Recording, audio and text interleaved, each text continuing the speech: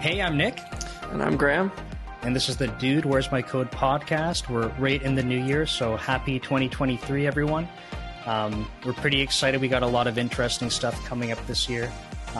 Graeme, you and I were just chatting about, actually came out to be a lot about OKRs, so I thought that was pretty interesting. Yeah, new year, so the time to talk about planning and how we think about work ahead.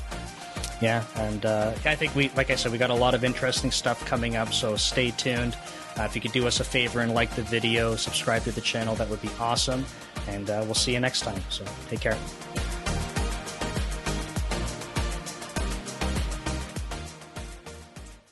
I know when we were talking, you had, I think something you suggested was just like maybe kind of reviewing like what's like plans for the year kind of thing and going into that, or did you have something more targeted? No, I mean, what's on my mind is, well, mine's a little unique because I'm starting a new role. Sure. But what's on my mind is like quarterly planning and yearly planning. I'm thinking a bit about that. Granted, I can't speak at all to like how the team does it currently because I don't know yet, and like how I plan to do it later, I don't even know. Right. But that's maybe an interesting question for you is like, I think I probably know the answer, but I think it'd be good to ask is like, okay, so you're about to go into this.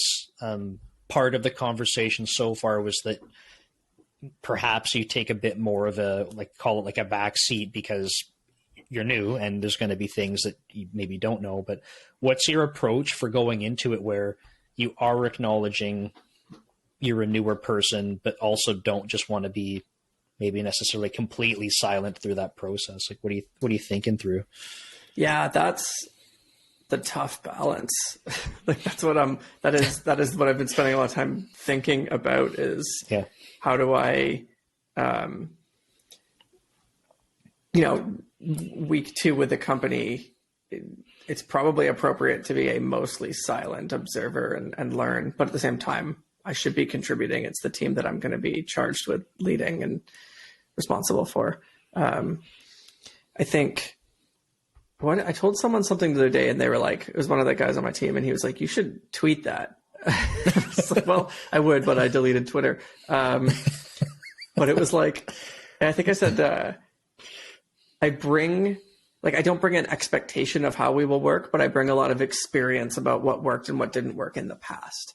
That's not the quote I had at the time, but I was trying to tell him like, look, I'm here to help improve things and that will be changing things.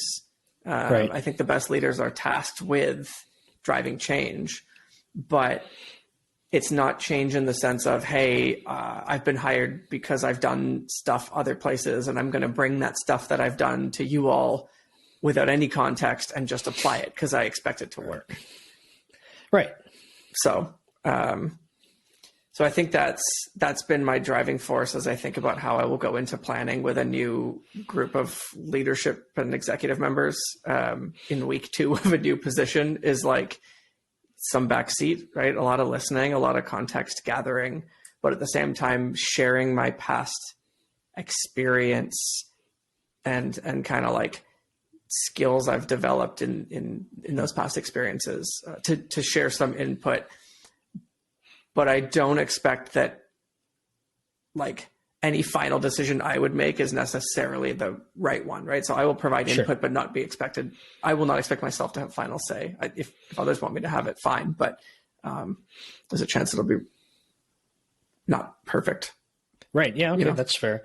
Would you, and I don't know, but maybe worth asking, because if you're talking about doing planning, an assumption I have here is that when you talk about something like looking out as far as a year, I'm assuming it's going to be things that are like relatively strategic to some degree. And that might be like product, service, features, and maybe not just like a sort of like an engineering inner focus. I don't know if I'm phrasing this right, but if that's the case, do you see yourself having sort of more or less input on things that are like specific to the team versus like, I don't know, like customer focus, like we want to go I don't know enough about the domain.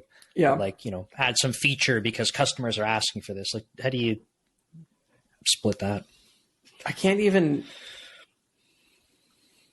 like, I don't have enough product or technical context yet, Okay. which makes it hard. So my thinking is, if we're talking about yearly planning, the org will talk about where they want to go. The leadership group of the org will talk about where they want to go in the next year, where they think we're going to try and get to as a company. That's my assumption. And so if in those conversations, I hope that I could share, kind of like what you said, strategically, what we think engineering would need to do without talking about specific implementations. I mean, a really good example, right, is the engineering team is already working on moving our platform into a Kubernetes environment hosted on a different cloud provider. And so making our way through that, we're not done yet. So if the organization says in the next year, service robustness is something we really want to focus on, if it was, I have literally no idea. Sure. Then, I know that we might want to go deeper on our new service deployments and implementations. We might want to put in more robust processes, more robust monitoring and observability. And so I can kind of share that input. I think as soon as it gets down to specific product implementations or product asks, it's kind of going to be like engineering will commit to whatever product needs, basically, right? Depending on as long as we can quantify and prove that it's worth it. Yeah, that's interesting. I'm kind of trying to think through an example here too. Like, obviously it's totally contrived or whatever, but when trying to balance, you use robustness and of maybe service deployments and things like that. If you were hearing things like that, and then a whole pile of we have to go rewrite all this user facing stuff, and you might be in a position, and maybe not. I'm stating this, but also kind of asking it, right? But you might be in a position where you're like that seems like we can't accomplish all of that. So which one of those is going to be a higher priority? Because maybe the service robustness from a deployment perspective is look, we just switched to this platform. That's going to take us a ton of effort. Do you feel like you might have that kind of context? I think I will have to, yeah. But it's funny having been at larger organizations and being back at a small one, you will know similarly when you have a smaller engineering team, it's harder to plan because the smaller organization needs the ability to deliver on both. It's a tougher ask to say, what's the priority, robustness or these new features? Because the answer for a smaller company that's still kind of in growth is both. Right. And you're like, cool, I have an engineering team of, 5 or whatever. 3.2 people. So we need to, and I think I think those conversations are good to have, but I also think with a smaller team, there's some amount of agility required to be able to have a plan, but also recognize that, no plan survives its first contact with reality kind of thing. Yeah. What do they say? It's not like the only constant is change or something, but something to that effect. The only thing in the plan that's going to survive is the fact that the plan's going to change, sort of thing. Yeah.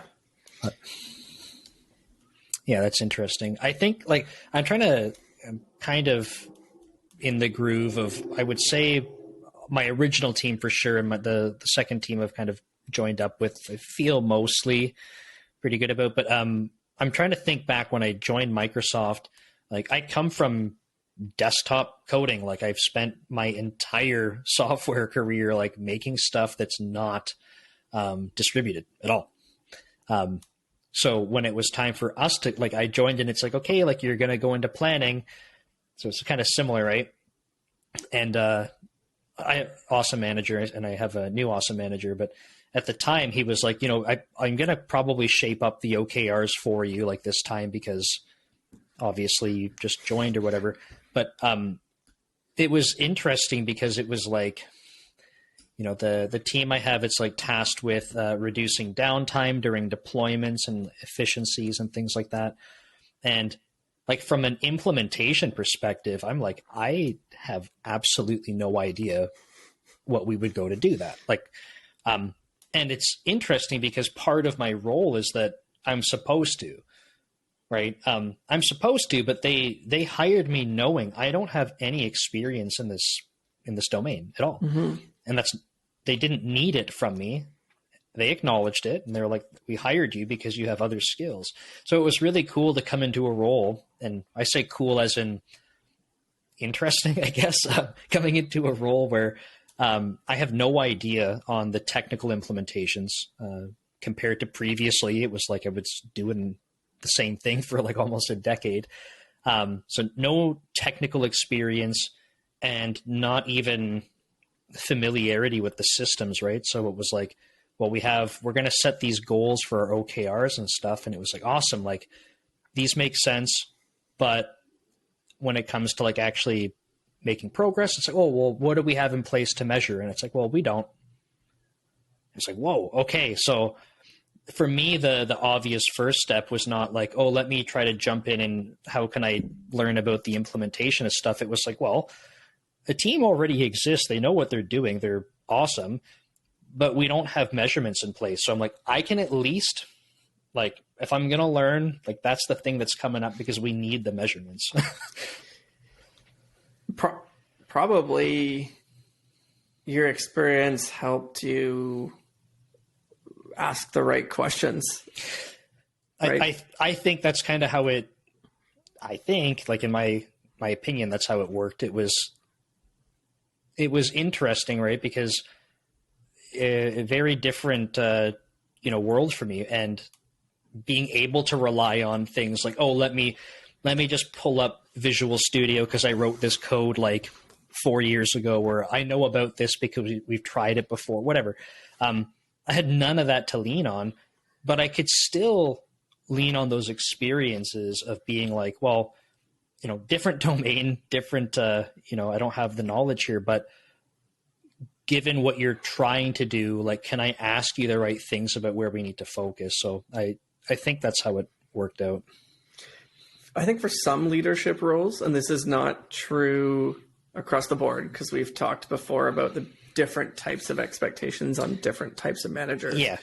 But for many, many management roles, I think like knowledge of specific implementations is actually not necessary. And what's a more important skill is for the manager to be able to transcend the specific implementations and the specific technologies and be able to do exactly, what you described, which is know what questions to ask, right? Know what areas to poke and dig into. And that's more than enough. Right. Because you've got the people on the team who, when you ask the right questions, can, determine what the right answers are and suss out what implementations y'all need to get after, like to accomplish the goal.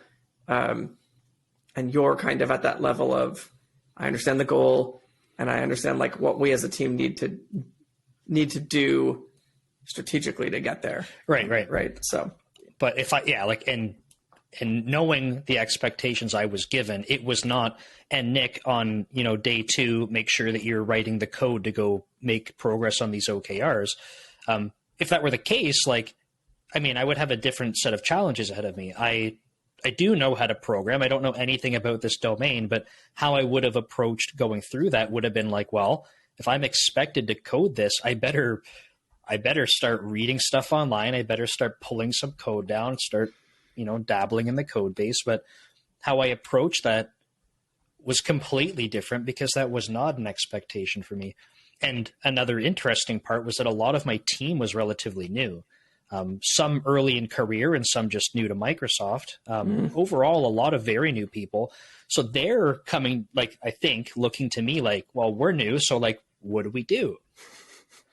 And I'm like, well, I have no idea. I've been writing forensic software for my entire adult life. So, but I think to your point, it was like, okay, well, I know that the couple more senior engineers, they know what's up. I know that I have good people on the team, so I can help steer and just enable people to ask, get them asking the right questions and focus in the right areas, and it all kind of works out. But that kind of comes back to what we were talking about before we were recording, but that's my favorite part of leaning into something like the OKR framework. Sure. Is planning is what do we want to accomplish and what things do we need to measure to tell us we're accomplishing it. But nowhere in that planning expectation, at least initially, is the expectation that we'll talk about what we need to do to move those numbers. That's part of the doing, not the planning, which right. Like I just think is so cool. You can put all your brain power into here's where we want to get. And like, we'll know we have gotten there because we will see like X, Y, and Z look differently. Okay, right. Great. How do we move those is more of a question for the team. Yeah. And I think what I have seen not effective, right, is when leaders that are too detached from the actual implementation, or in this case, the actual code, try and dictate the what do we have to do to accomplish those metrics. Right. And then the worst environments are the leaders are dictating what we need to do to accomplish those metrics and how long that should approximately take based on some arbitrary quarterly calendar schedule, and then hold the team accountable for delivering. Yeah. By the way, you signed up for this. Written in blood. No, I think, we talked a little bit about before pressing the record button, right? But I think it's kind of clicking in my head a little bit, because one of the things we talked about was, at least my experience so far has been when you have engineering heavy orgs, especially with established things, I feel like it's pretty easy if you're doing OKRs to kind of lean into here's the things we know we have to go build, right? Like, we're people who are coding all the time. We talked with other teams. We know we have to build these APIs and these systems. Like, our OKRs are deliver these things. And what's interesting about that is that's not really how OKRs work. But the flip side, what I'm trying to draw out here is that's one kind of extreme. And the other that I kind of had my initial experience at Microsoft was like, I have no idea. I couldn't even begin to give you an implementation. If I wanted to, I would have to go do a lot of work to learn. And I can still lean into something like an OKR framework to be like, these are the targets. Like, that was a nice thing. Someone actually had some targets for us to move, because I would have to go figure those out too. But here's the targets. Make it happen. And it was like, I literally can't do anything to go implement this stuff. So I have to do what I would say is probably the right thing from an OKR perspective, which is, get the team engaged on what the goals are, understand how we're going to measure those things, figure out where the gaps are in the measurement, and we start measuring and start iterating. And that's how it planned out. But one of the things we talked about before recording too, which I just wanted to mention, was like, it briefly were saying, at the end of the day, like, any system or framework you pick or whatever, someone listening or watching is going to disagree with this, but I'm ready to commit to it. Yeah. I'm going to say it. Here we go. It's not ever going to be perfect, right? Like, someone wrote out, here's how you do it step by step, and you're just not going to be doing it perfectly. And it doesn't matter. There's always ways you can improve stuff, but I would argue that if you're trying to copy some process or framework exactly as someone's written it out, I would argue it's probably not perfect for you anyway. So like, maybe don't waste time trying to make it perfect. But off my soapbox. It's nice when there's some alignment about how that stuff works. So right. I think I was saying OKRs are the first goal planning, whatever you want to call it, framework that I've maybe felt like I've truly kind of vibed with. Like in high school, it was like SMART goals. Like, I friggin' hated SMART goals. I was terrible at it. Like, I just couldn't do it. And there's been some other ones through the ages. And OKRs are the first one that I could really get behind, because aspirationally, I like the way they work.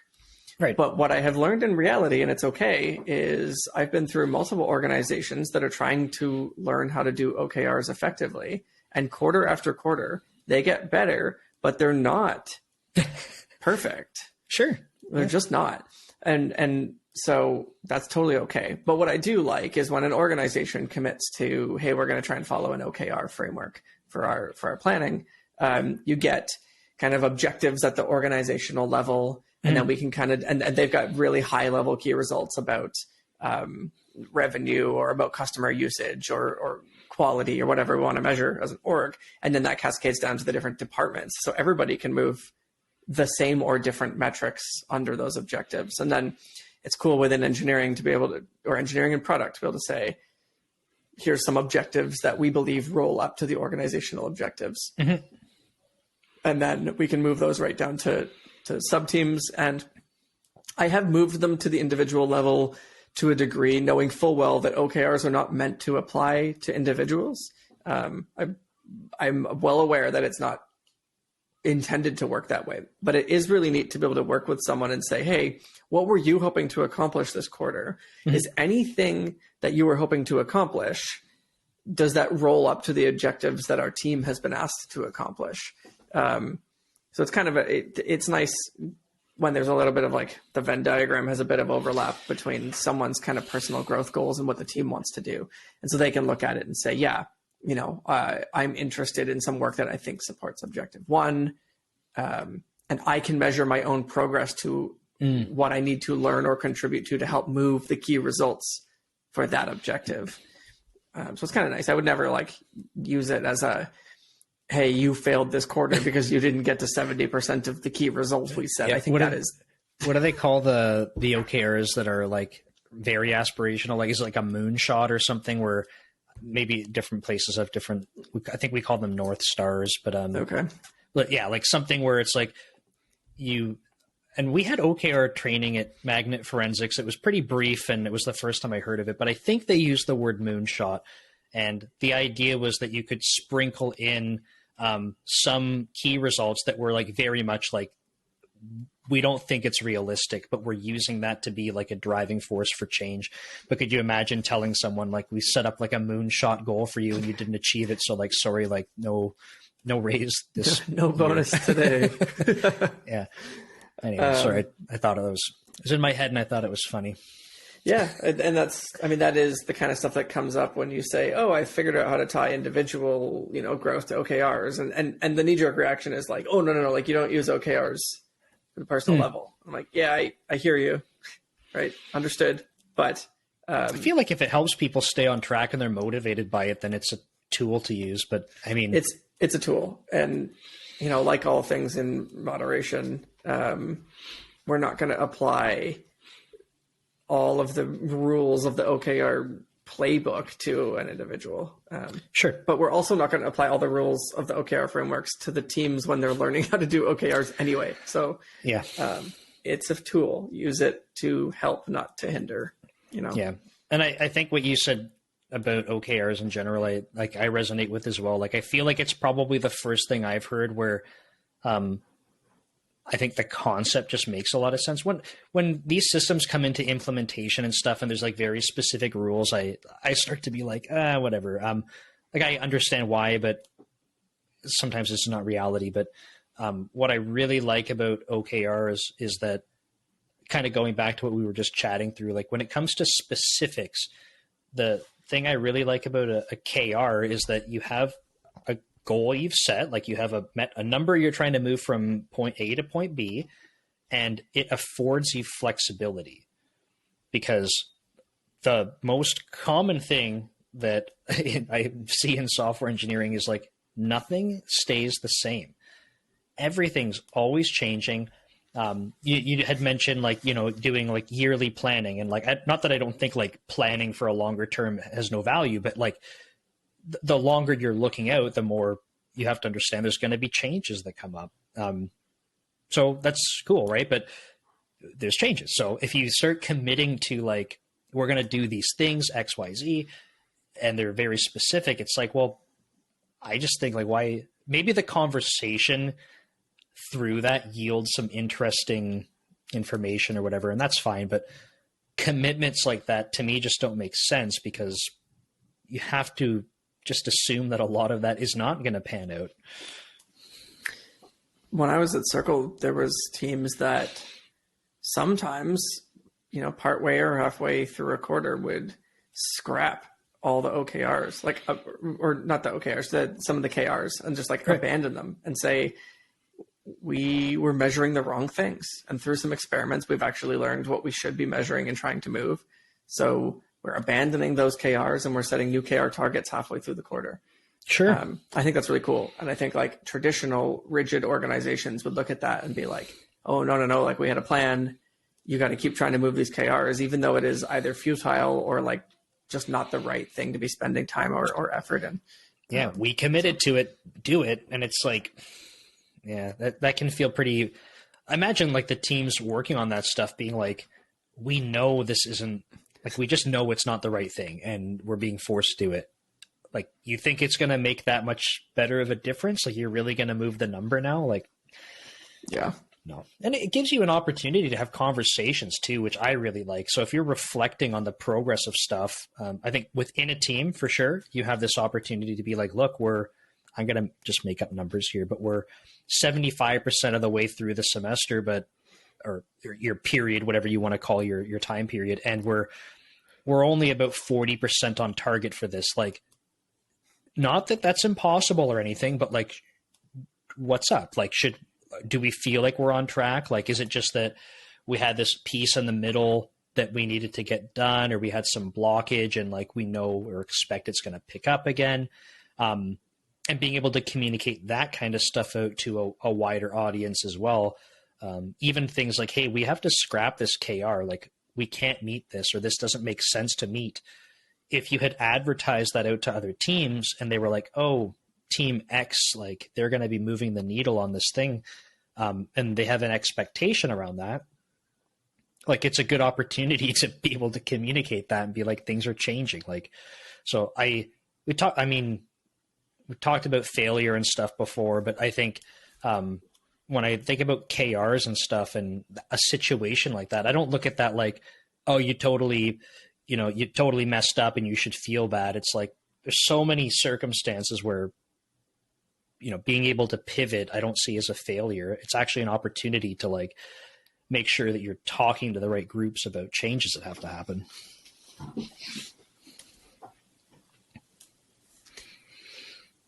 And if you're aiming for a net like 70% target anyways, like with all things that we're trying to average out, if you overshoot a couple of your key results and you undershoot a couple, hopefully you're coming out in the right spot. And if not, then you got to do some tuning into how you set your KRs, right? Yeah. And I think like probably, another topic we had before was expectations. I think if people have clarity around what those targets are, like if everyone goes into it assuming like, I'm just going to make this up, but like assuming if we don't hit 100%, then we're not like going to be getting bonuses or not going to get full salary. We're going to be punished. Like, that's not a good feel, right? And you're going to have people that want to like undershoot like all the time, and it's not a great vibe. But oh my god, I used the word vibe. It's happening. What do they say? It's bussin'. Is that a thing? Anyway, I'm the wrong person to ask. Yeah, something about immaculate vibes. But yeah, when you have situations like that, I think having expectations, like picking something like a 70% is really interesting, because this actually came up recently for one of the things we were talking about in our own planning. And I had picked a number that was a little bit higher. So I'm like, I don't think we're going to hit that. And I remember talking to some of the engineers that are going to be working on this project, and I tried to make it clear with them. I said, just so you know, for some of the things we talked about, we're pretty sure we can get like part of the way to this. And I said, I put it higher than that because I don't just want us to go deliver those like couple things and say, oh, we're done. I want to encourage you to be thinking about what else can we do to make optimizations here? Because it's not just about, pick a couple I mean, any change that's going to help move it in the right direction, that's great. But I want us to also be brainstorming and being creative about different solutions. And if we can't get to them, we can't wrap them up, that's okay. Like, but this is why I set a target like this. And we know that given this particular project, like no one's going to chase us down and be like, you didn't get 100%, like you only got, 60% to 75%, like, terrible job. It's like, no, we're trying to be aggressive with this on purpose to cause like some creative change. Instead of just chipping away at something, for example, maybe we have to do something dramatically different to realize a big change. I do like what you said there. It's too tempting to have done like a prior proof of concept, and be like, we know that if we bundle our front end app differently and change our caching, we can cut our load times in half. Sure. Okay, sweet. Let's go set a KR for reducing page load times by half. Right. And it's like, okay, great. Like we've done a proof of concept. If we implement what we've already tested, we should just get 100% of the KR. Right. And I do really love the idea of saying like, okay, so you already have an idea that you're pretty confident is going to chop the load times by 50%. Make it 75%. Yeah. But having an expectation with the people that like, if you didn't get the 75%, like you're not going to lose your job or something. It's like, the purpose of that is to make you think outside of the box. Mm-hmm. Yeah. I remember, like, just to give you another brief example, I think it was the first set of KRs that I was kind of assigned to like carry out with my team. And I got to help kind of have input on some of the numbers. And my manager was like, these are the things. And he's like, these are kind of like the numbers I'm thinking. And I remember, I'm like, I have no context. So I'm like, yeah, like, I think that's okay. And I remember talking with the team and they were like, a couple of the more senior guys were like, it's impossible. Like, we can't do that. And I was like, well, I mean, it doesn't seem like it's that much. And they're like, but what you haven't heard is that like, we've already optimized all of like the low hanging fruit out of this. So yes, we think we could, like, we're talking about minutes out of like something that's roughly like 75 minutes, for example. They're like, we've gotten, we could probably get like another 5 to 10 minutes, but we can't get like the 40 minutes or something we're being asked for here. Right. And I'm like, okay, what do I do? Like, so what ended up happening in the end was, no, we did not get all of the way there. We actually made more progress than people thought. Mm-hmm. And probably about 6 months later, we achieved the target where we were kind of coasting into it. It was almost like passively just rolling into it because we put all of these systems in place, which is super sweet. And one of the other side effects for this type of work we were doing is it's something that degrades over time.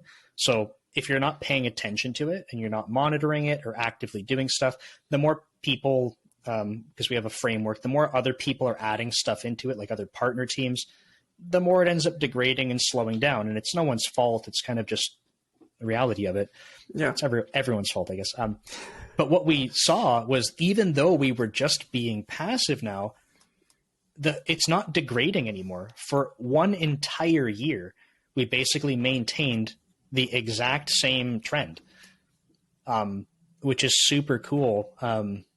And the reality is it would not have happened like that if we just said, that's too aggressive of a KR. We should only do what, the smaller commitment. It literally forced us to get more creative. So. Damn. That's awesome. Some people will disagree with that, sure. But my point is that, I mean, we're not going to please everyone when we talk about this stuff. But I think expectations, it comes back to that too, right? My manager did not tell me that we should be setting those targets and being like, by the way, if you don't get these, like, we can't like keep the team or something like that. There was nothing like that. It was like, I understand that this is like an aspirational thing, but he's like, this is where we want to get to. And to be honest, once we achieve that, it would be ideal if we could go even faster. Like, and he's not wrong, but, yeah.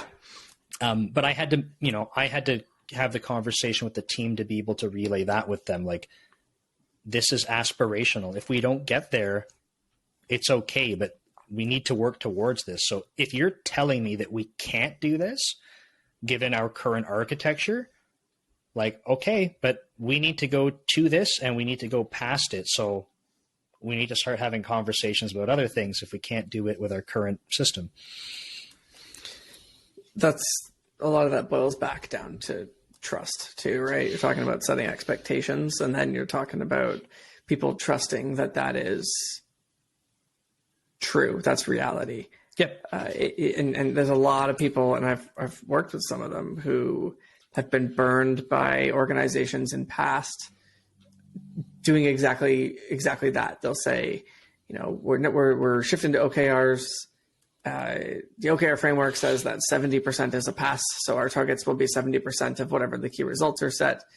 And then teams hit 68, 69, 70%. And the leadership is like pissed off because they didn't achieve the full key result or whatever. And so then, like, you know, whatever that once bitten, twice shy, like the engineers, it just doesn't set a great precedent. And even if you as a new leader come in, one, okay, you got to build, establish, and earn the trust of the team. And then two, you have to undo any of the lost trust that the organization has developed either through prior bad leadership or through bad patterns or, you know, whatever. So it can be difficult. And I think it's really important for leaders in a lot of these situations to be really aware of and empathetic to the way things have been in the past, whether you're making a change in your leadership style, whether you're taking over for someone else, or the organization is trying to have an organizational shift. There's going to be this like simmering distrust or whatever's been sown previously. So it's possible that you go to your team and you ask for stretchy goals, knowing that they're not achievable, and the team is just not welcoming to that. And I think that there is an important leadership trait there to be inspiring and to be trust building, but maybe also be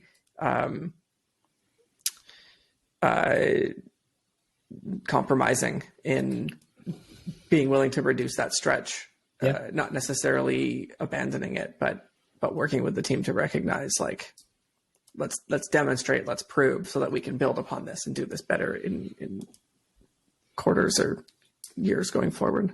Yeah, I have an example to share maybe before we get to wrapping up. But one of the things I was thinking, kind of related to the trust building and all of that, it's not about a key result necessarily in like setting stretch goals, but it's still relevant to that part of the conversation where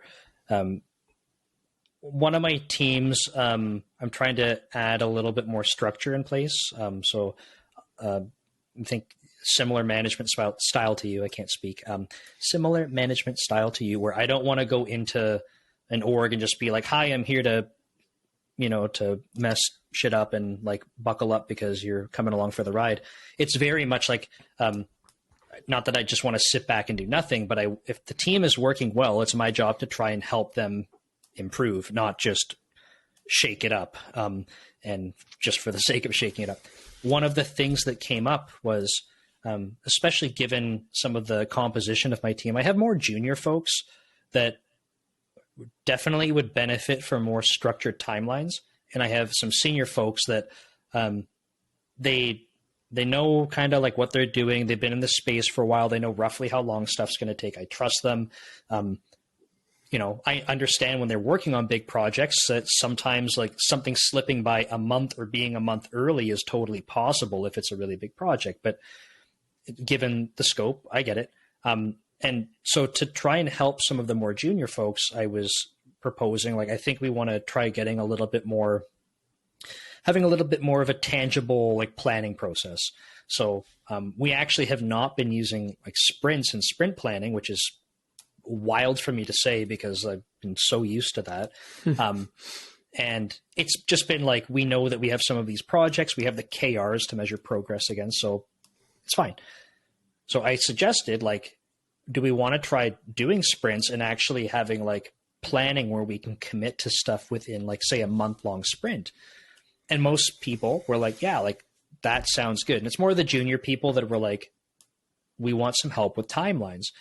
And I had one more senior guy, and it's not, so it was interesting because he was hesitant about it. And I'm glad that he shared why, because I think he kind of questioned it. And I was like, man, to me, I'm like, it kind of sucks to get some resistance, but like, it's part of what we do. So I want to hear about it and understand. And he shared with me and the team that he was like, where I used to work, we had something like this. And what he did not like was that people were doing story point estimations and wasting, people won't agree with this, but like wasting time doing story points. He was like, it was such an absolute waste of time for us. And I would hate to see that happen again. And I remember being like, in my head, I was like, thank you so much for saying that, because I want to be able to do this and not use story points. I want you guys to be able to try working on being able to commit to things. And if you're off, I'm not going to punish you. I just want you to be able to reflect on it and say, well, why was I off? Why did I go faster than I thought? Why was it slower? Cool. Let's adjust for next time. That's it. Not, let's spend 10 hours doing story point cards and arguing with each other. So it was a really good opportunity to be like, I'm proposing this. There's some resistance, but like, thank you for explaining why. We're going to try it. And I hope to build trust with this person and others on the team so that other people get the benefit, and we're hopefully migrating away from that fear of like, this was a really crappy experience before.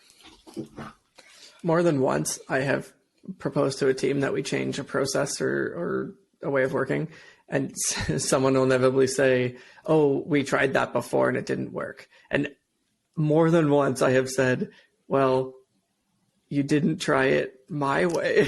They're always like, what? But then it actually ends up being like kind of right. Like I think I convinced 2 teams to go do Kanban. And they're like, I've done this before, and it kind of sucks. Or on the other end, it's not even the engineers. It's like product or project managers being like, I worked with teams that did Kanban, and it just seemed like an excuse for them to drag their ass and never actually like commit to completion, right? I've heard this before, yeah. Totally. And so it's like, yeah, but have you seen this? And then, come up with whatever the metrics that we've used in past or the things we're willing to commit to or change. And it's always been a success. So that's cool. Yeah. Yeah, I think, like today was kind of interesting, right? I think we talked about OKRs probably more than I was expecting we were going to talk about OKRs. But yeah, like some valuable things about OKRs for sure. I think we both said that they're like a framework that we can get behind, like in general, the principle. Are OKRs like, people are not going to like this, are they like the CrossFit of of goal setting? It's like if you use them, you have to tell everybody about them. Hey, what's up? My name's Nick, and I use OKRs. I've been OKRing for 3 years now. Yeah. Yeah, I don't know, I have a free pass if you want to join me in my OKR. CrossFitters are going to be upset with me. Yeah, well, my fiance is a CrossFitter, so. There you go. And that's okay. Was it you or your fiance that karate chopped the pillow behind you? It's got the fancy chop that. That's funny. Actually, I think what it is her dog is very large. And I think she just puts her face on the middle, and so her dog probably karate chopped it with her head. I used to help stage houses, and you chop the pillow. That's the thing. That's a thing. Like yeah. You've got it set up the way like you would want the fancy pillows. Yeah. Yeah, that's the dog. That's on purpose though. That's tell your dog they did a good job decorating. She'll be happy. Yeah. Excited for 2023. Yeah, and you have a lot of change and stuff, which is going to be really exciting for you. So I'm personally, like, and selfishly, kind of excited to be talking with you about some of the stuff that you're having exposure to and learning about that. So yeah, it's going to be cool to go through and try and apply a bunch of the stuff that I've talked about, and then see how it comes out in the wash. And then, I think we've also got a good list of people lined up that will hopefully come chat with us this year too. So people can get used to hearing some other voices besides the 2 of us on repeat. So Yeah, I'm actually really stoked about that. I think, the couple people at least that I have in mind, that because I don't necessarily know the other people that you know, but the couple of people that I know, I'm actually very eager to like just kind of pick their brain and see what they have to say. So that'll be really cool. Well, we've got all that to look forward to. Yes, sir. Okay, well, thanks, Graeme, as always. For folks listening or watching, it would be awesome if you could like the video, subscribe to wherever you're listening or watching. If it's on YouTube, what do they say? Smash that notification. I'm doing it wrong. Smash the notification bell and the other buttons that do the thing for the algorithm, and leave us lots of comments and stuff like that. You're proposing button mash the YouTube and Spotify interfaces. Yeah, do that. Do whatever you have to do to hear the rest of the stuff we put out for 2023. Yeah. But in all seriousness, if you have comments and other thoughts for topics you'd like to hear from us, that would be great to hear from you. So thanks so much for listening and watching. And Graeme, I will chat with you later. See ya.